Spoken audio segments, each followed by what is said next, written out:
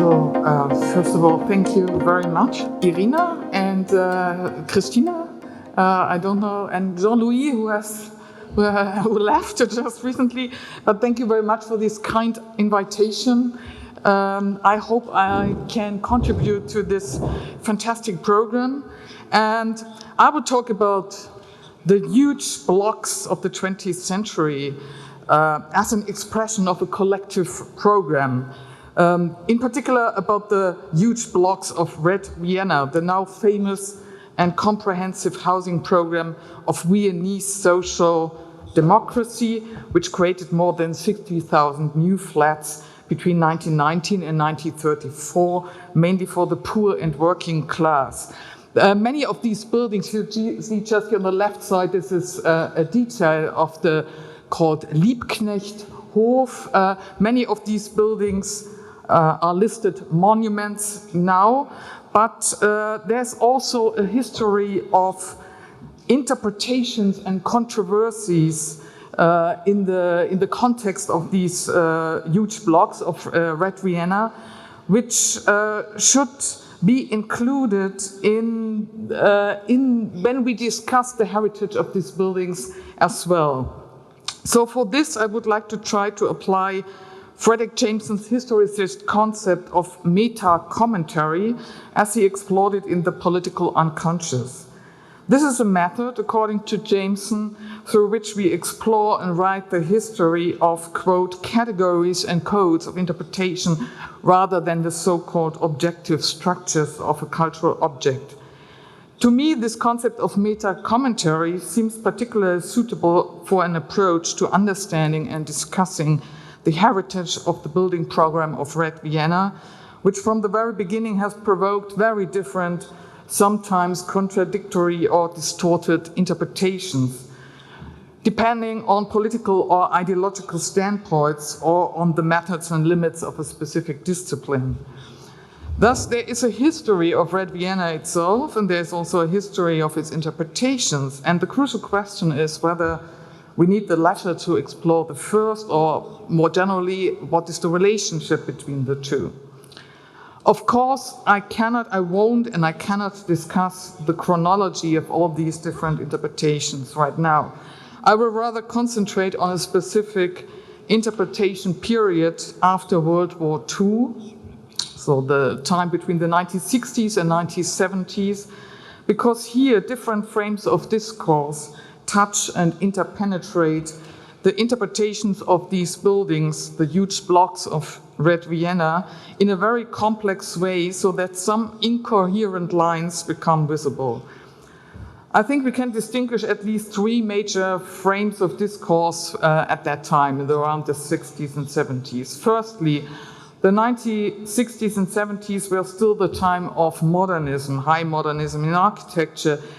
And since the Socialist Party not only ruled the city of Vienna at that time, but for a long time also the whole country, this was the Kreisky era, Bruno Kreisky then was the Chancellor of Austria, we again find new, really large and collective building programs that were built in Vienna between the 1960s and 80s, not only for housing, but also for work, science, leisure, etc. It was really a national program. So secondly, the second frame, at the same time, this is already the time when criticism of modernism started, what then was called postmodernism, which also had an influence on the interpretations of Red Vienna. And the third frame, neo-Marxist theory tried to replace the traditional methods of analyzing and interpreting architecture and the arts according to their aesthetic criteria alone. Instead, critique of ideology became established in the academic world of architecture history and theory. No wonder that many left-wing or Marxist theoreticians became interested in Red Vienna, the most famous project of Austro-Marxism.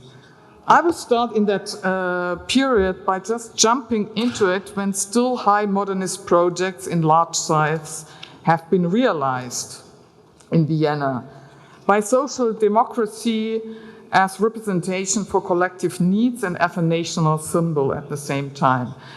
But while they have been built, they have been already criticized by an increasing postmodern or anti-modernist movement.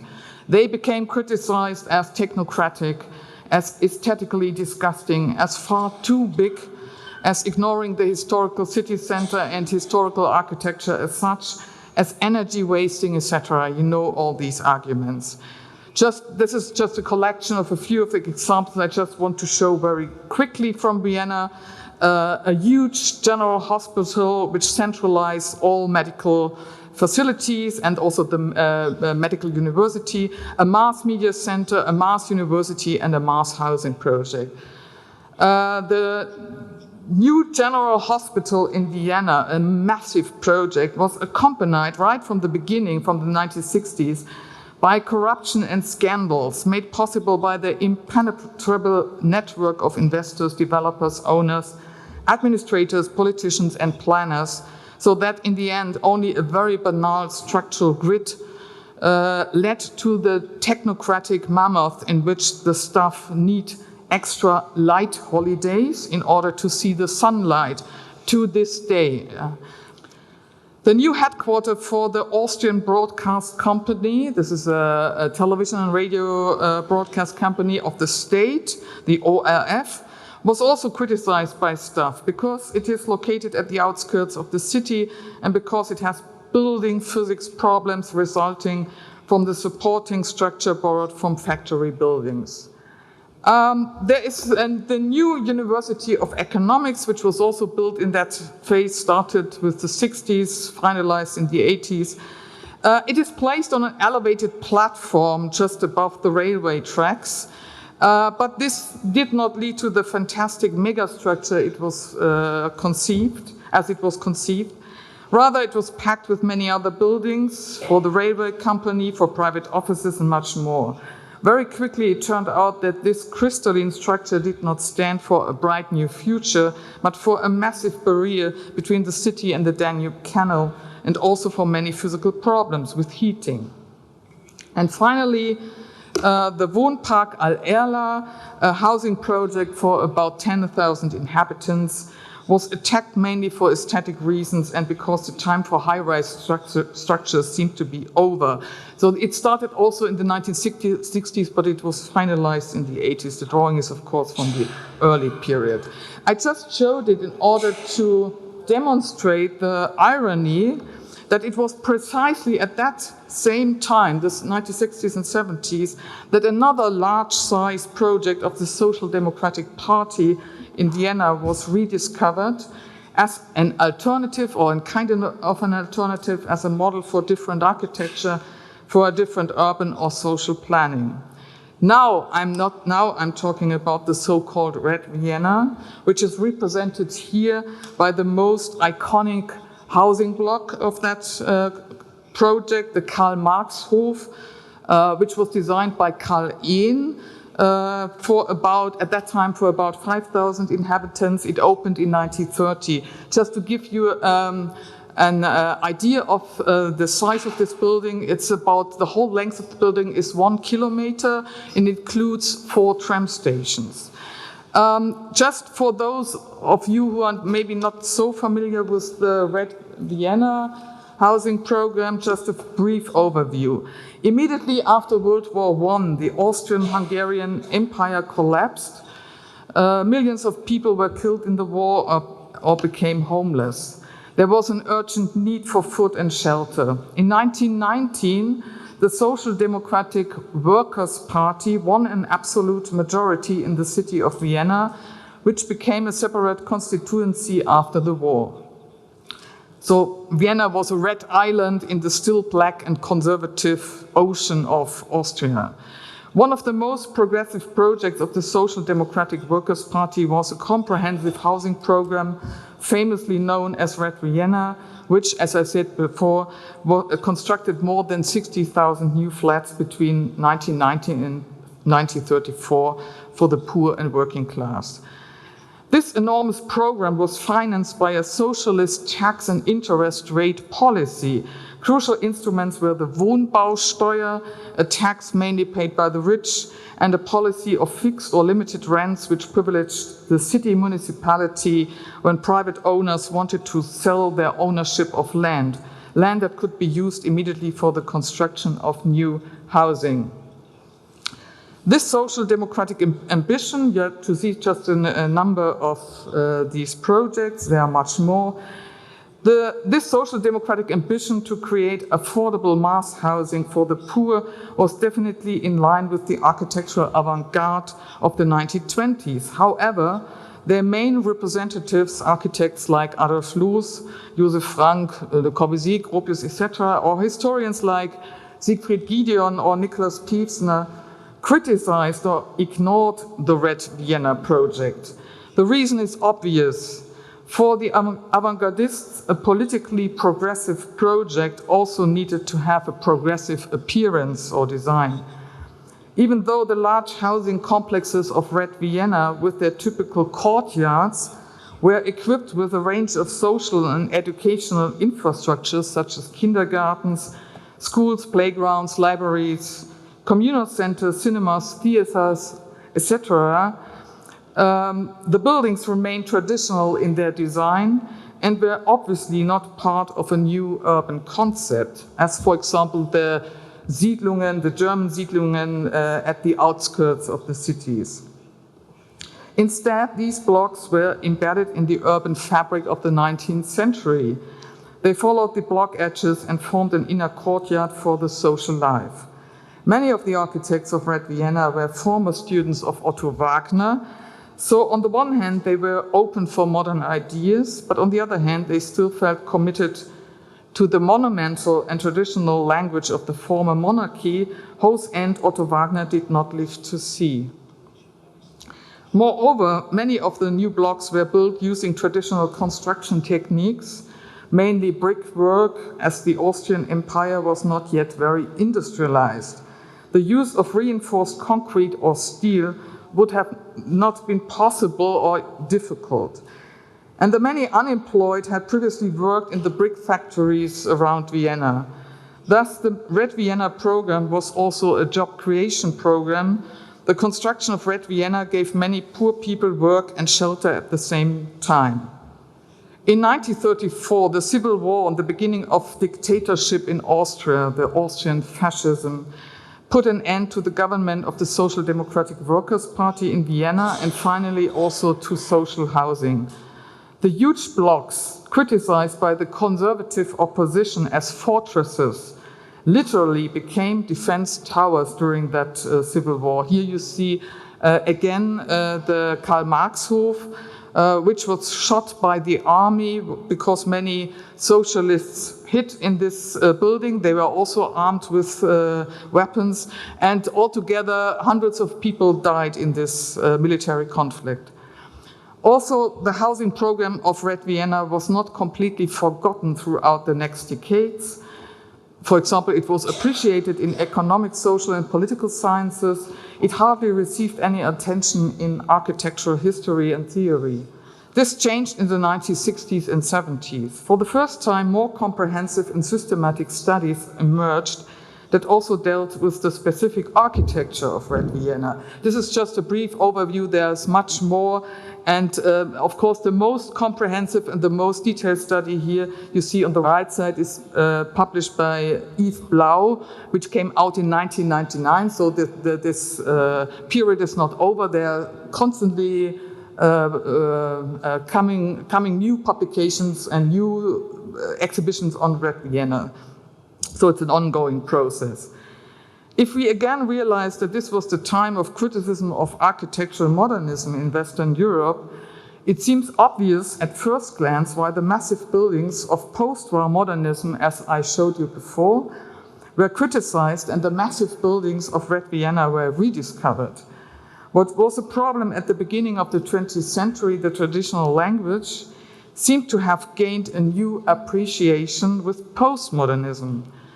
But it is not that simple. Of course, there were architectural historians, many from Austria, who tried to rehabilitate the architectural language of the so-called Höfe. This is a term which has been common over the time, of Red Vienna, by emphasizing the continuity with the rather, so to say, soft appearance of the former architectural style of the Habsburg Empire.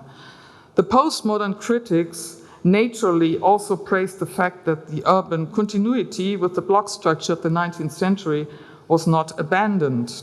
However, the rediscovery and reinterpretation of Red Vienna had many facets and was not a consistent development. As Yves Blau has noted, the new interest was not only triggered by emerging, quote, revisionist trends in architectural history. In the 1960s, there was also a renewed interest in the political implications of Austro-Marxism's housing program. For example, a group of left-wing theoreticians in West Berlin became interested in the Viennese housing program. Influenced by the writings by economist Klaus Nowy, in particular Carla Kraus and Joachim Schland, the latter then an assistant of Oswald Matthias Ungers at the Technical University of Berlin, began to interpret the buildings and arguably coined the term superblocks. I think it is by Schland himself or by somebody in this context who created this term superblocks, which now has become common over the time. But contrary to what the cover of this small brochure by Joachim Schland, you see it here on the left side, it came out in 1969, suggests, the author's tone and conclusion was still quite critical, repeating some of the main arguments of the early modernists. The architecture regressive, the apartments too small, the technical equipment not sufficient, and the building technology anachronistic. Oswald Matthias Ungers, who wrote the foreword to this brochure, even called the architecture banal. At first glance, it seems that Schland and also Ungers followed the well-known argument that the political and social program of Red Vienna was successful, but the architecture was bad. But I think there is a slight but significant shift in this interpretation, which mainly comes along with Ungers. Quite likely he was fascinated by the sheer size of these buildings. Almost simultaneously, Ungers developed his notion of the Großform, the large size form, as a concept that is able to synthesize architecture and urban planning at the same time. A building that is large enough to be considered as an urban structure in itself, but at the same time still recognizable as an individual building with a specific function and objective. Joachim Schland later confirmed in 2006 that the study of the Viennese superblocks led to the conclusion that they were, quote, a new type of people's palace that contained central municipal services as a functional and architectural unit. Size, coherent appearance, integral facilities and relative seclusion from the surroundings shaped the well-known autonomous character of the Viennese superblocks and the image of Red Vienna, quote end. Thus, it was precisely this separation between the political and the architectural program that made it possible for Ungers to interpret the superblocks as an autonomous large-scale form, a Großform, that in turn could have an urban effect with the means of architecture.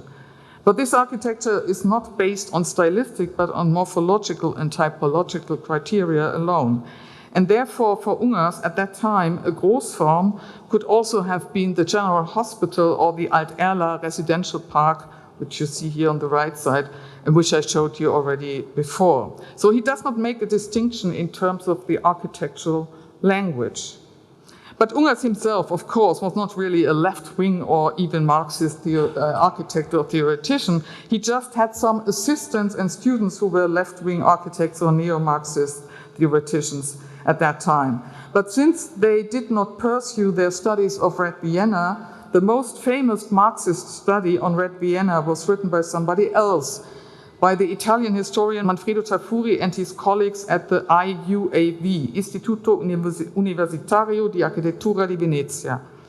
They published a complete monograph in 1980 after years of research, which for the first time compiled all the plan material and photographs as they were kept in the archives of the city of Vienna. According to Yves Blau, Vienna Rossa, from which you see the cover here, became the most influential and authoritative study for scholars, even though the English and German translation of this book, which by the way exists, I know that, has not yet been published. Here, in this quotation, which you see here on the left side, the contradiction to Unger's notion of the autonomous Großform as a possible synthesis between architectural form and the city becomes quite clear. Tafuri also emphasizes the autonomy of the block, but to him autonomy means that these blocks are completely isolated, urbanistically, socially and politically. Tafuri's key dialectical figure is that of the contradiction between architecture and the city in a capitalist society. In all his writings, he denies that any part of the modern movement succeeded by overcoming this contradiction. Thus, he criticized the Viennese superblocks for being incoherently scattered in the urban fabric of the city, incapable of transforming it towards a genuine socialist urban program, and he also criticized the progressive financial means. They were only a singular and local effort, yet embedded in the broader context of a capitalist society. Again, the municipality of Vienna was red, but Austria was still ruled by national conservative and clerical forces. Above all, the ideology of the architectural form of the buildings of Red Vienna, according to Tafuri, reflects the consciousness of the working class, which can only acknowledge failure despite or even because of the triumphal architectural gestures. Quote Tafuri, "The formal game that is played by the tragic builders of Red Vienna is lacking a direction. What they create with their architectural designs are works in which the language wears out." Quote end. Tafuri called the superblocks such as the Karl-Marx-Hof the magic mountain, the Zauberberg of Austro-Marxism.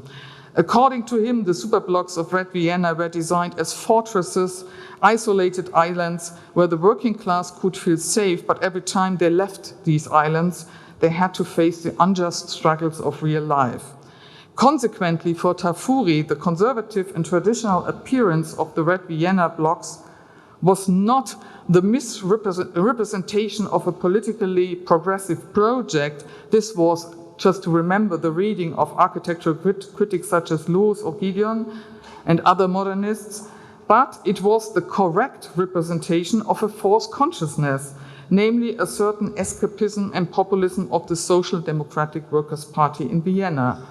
For Tafuri, the forms of modern architecture were pure ideology, belonging only to the realm of the superstructure, and as such, quote, "When it is most itself, most pure, most rational, most attendant to its own techniques, it becomes the most efficient ideological agent of capitalist planification." This is the way as Michael Hayes has it once summarized.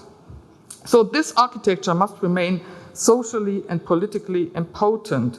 And I just remember this, Yves Blau called this study the most influential and authoritative study for scholars. I come to the end. Of course, from here we might take different steps, but one step might be we could look at other neo-Marxist interpretations of modern architecture, which are close, for example, to the critical theory or the Frankfurt School.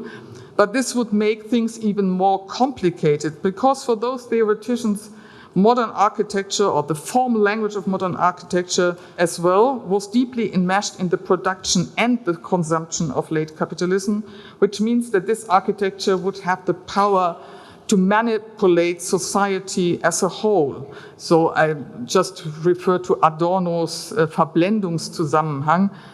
And so this architecture is not interpreted as impotent as in Tafuri's critique of ideology.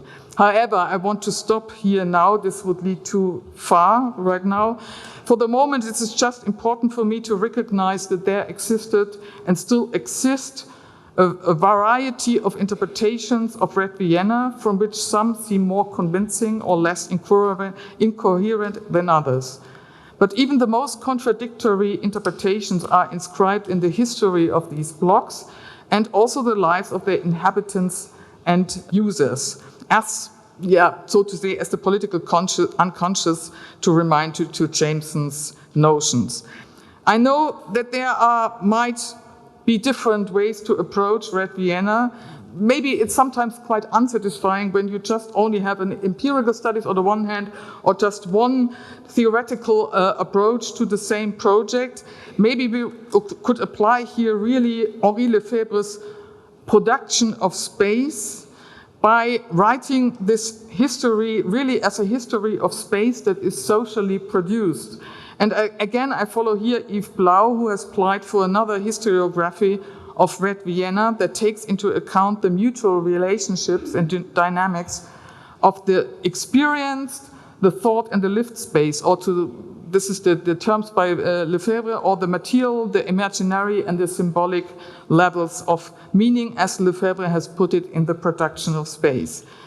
I just collected some possible interpretations, and of course, this would also imply the need to find new ways of methods of inquiry and interpretation that might include the involvement of ourselves, maybe as part of new controversies. For example, I would suggest that when we look at Red Vienna from a feminist standpoint, this would lead to a new lecture, but I'm over now for here. And thank you for your attention.